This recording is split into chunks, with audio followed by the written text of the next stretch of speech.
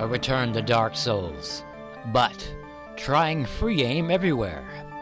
We call it Tactical Lock-On, where the camera is kept in the player's control, and lock-on is only used for quality of life tactics on the fly, such as casting projectiles or finding off-screen targets.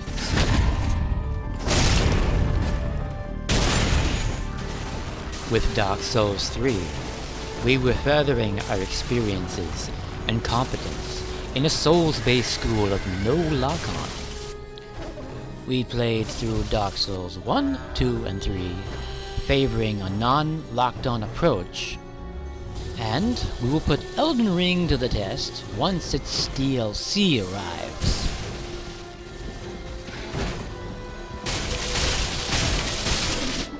Free aim, range casting can find its mark with practice, although players may find the binoculars more entertaining to employ, or at least more consistently accurate.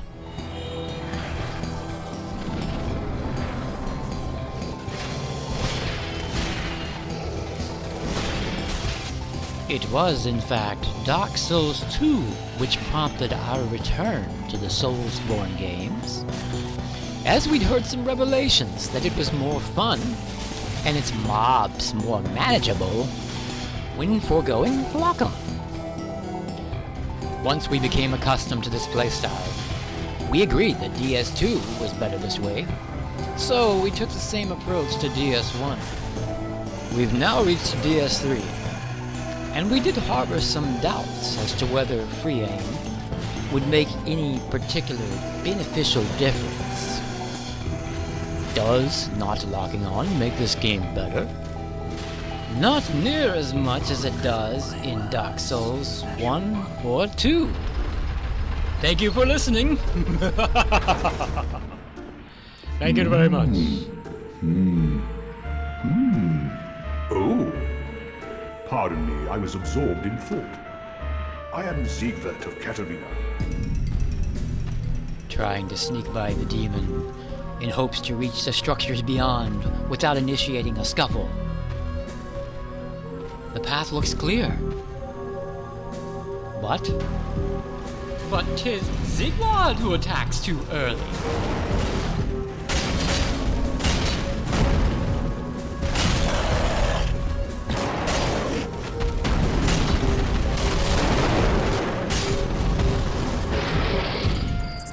A toast to Siegward's liquid courage. And the enemies get faster and harder to keep a beat on. We made a connection with shooter games, tracking targets with both our move and look sticks. Then an epiphany, raising the sensitivity. Where to put the meter depends on personal preference. Though less evident in this Dark Souls game, locking on and then rolling off the ledge can be an aggravation. Not being locked on makes that easier to avoid. Fast rolling goes hand in hand with non-locked on movement, particularly in more open spaces. Should you lose sight of an incoming attack, the light equip roll may save you from damage.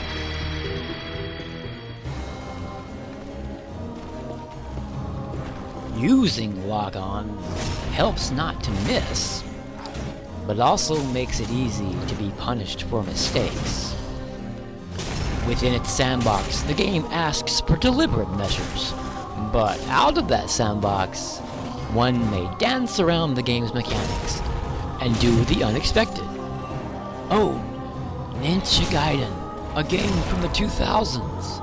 That gave us the heart to endure the sort of bosses one expects from Soulsborne. And it did not have lock-on, which also prepared us for what we are doing now, albeit with a more streamlined camera. Muscle memory applied.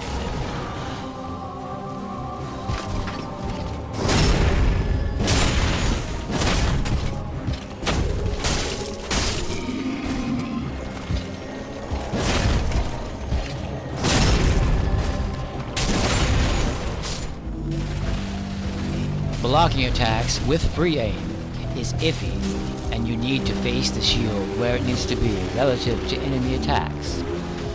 It seems in this game that one may parry attacks that aren't in front of the player, which would work well for our motives. Others may confirm this, as no testing was done here.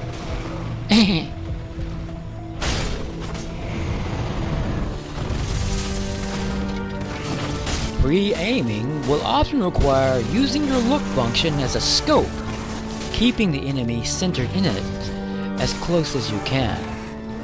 At least, one should remain aware of where the enemy is when it's off screen. This is where locking on is an appealing option, to auto-find them. We are on console. A keyboard and mouse could make tracking easier. Where a fixed lock-on approach will shine is in traditional one-on-one encounters that employ the core Dark Souls mechanics. Some bosses remain far less trouble with lock-on than without. The Abyss Watcher, Freed, and Gundyr, they require constant and accurate free aim to track otherwise. And the King of Storm, who will dangerously swoop out of one's line of sight.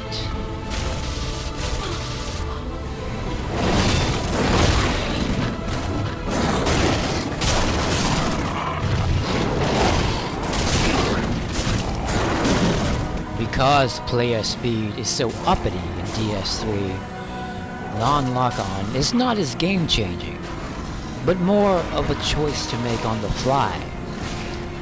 The skillful will lock on and off often, as the situation changes moment to moment. Does it go without saying that backstabs come quite easily when the player is out of lock-on? The learning curve is knowing when exactly you are in position for it.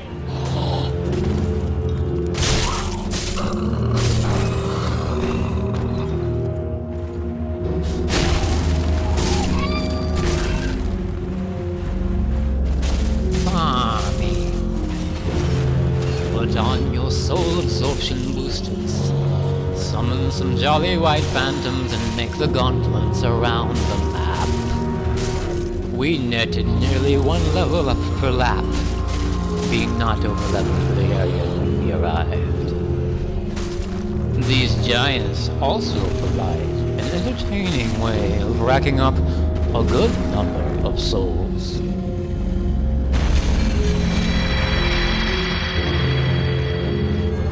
We suspect that the playstyle we've been discovering would be of benefit in PvP, but we do not partake in the potentially laggy tomfoolery that has tainted our experiences with that Dark Souls 1. Moving from enemy to enemy, we save time here and there by not locking or unlocking onto or switching targets, leaving us more space to approach the situation as we see fit.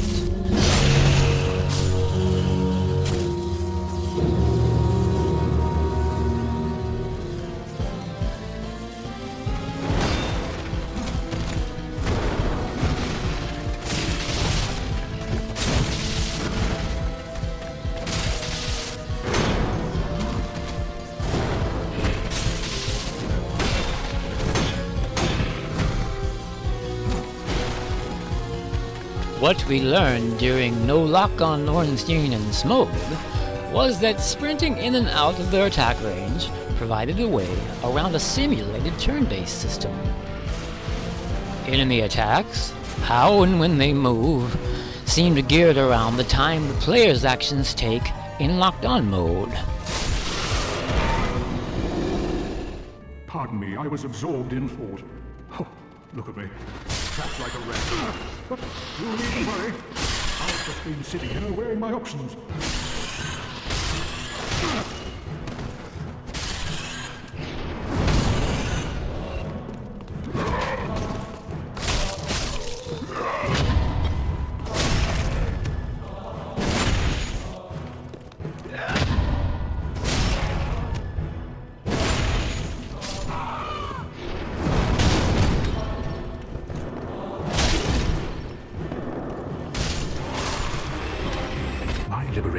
requires a key.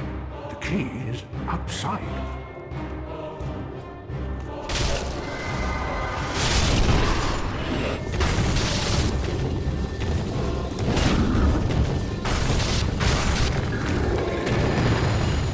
You are my valiant sailor. Take this, a token of my thanks. Go on, it's all yours.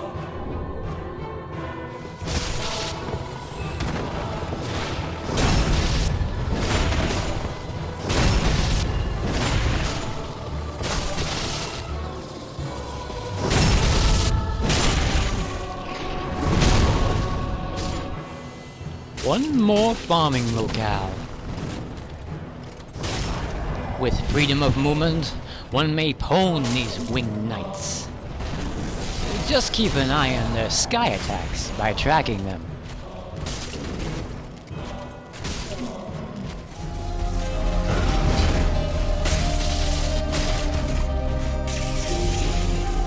It seems that there are extreme examples in this game of enemies, most notably certain bosses being a different story with or without lock-on. They will either be easier when maintaining lock-on or without using it at all.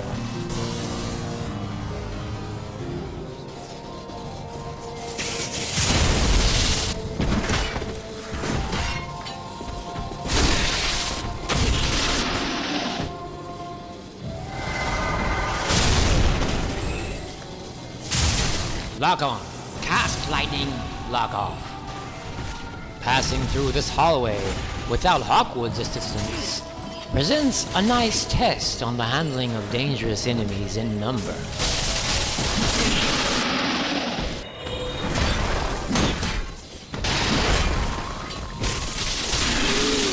Here, you'll find the remains of a giant earthen tower. There's precious treasure in the thick of the swamp. I didn't have any use for it, you see. So, sorry, I left the whole package behind.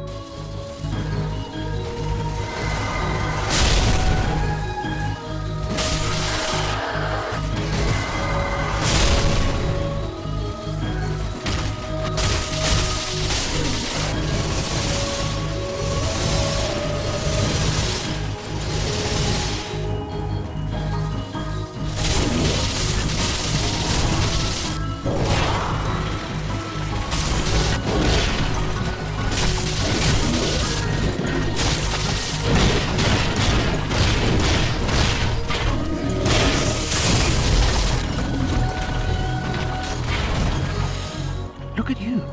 You found the treasure. You'll make good use of it, I'm sure.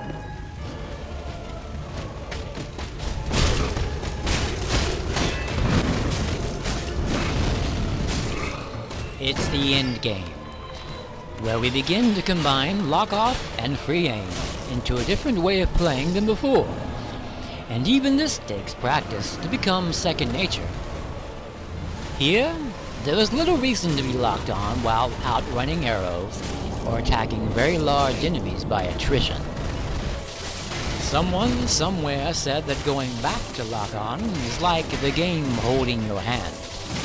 Well, at the least, there will be more precision than ever, although one will still be limited by the rolling paths which accompany a more default form of combat.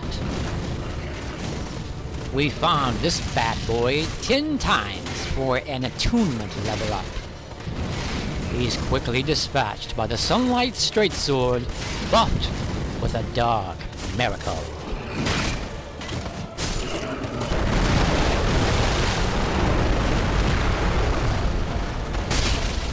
MIDIR. We'd only ever attempted him in the playthrough and build previous to the one here. Back then, we simply lost the will to battle him, following nearly a dozen Dark Laser insta-deaths.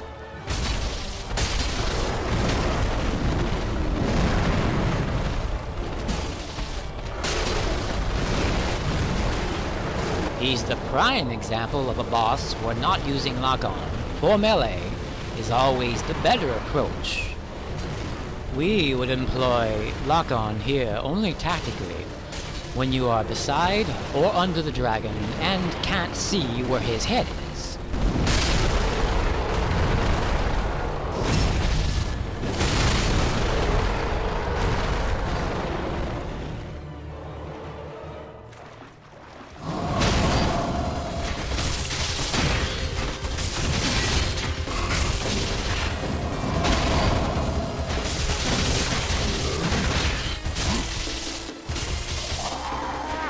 This has been Ben Sozin, voiceover artist, gamer since 1970 when my dad bought that Pong console. And playing Dark Souls with no lock-on reminds me of coming back years later to old school games from the side-scrolling era, but with new understandings now of how to approach video games in general. We are capable of doing things that never occurred to you when those games were new, and this can change how they play, feel, and the results that you get from them.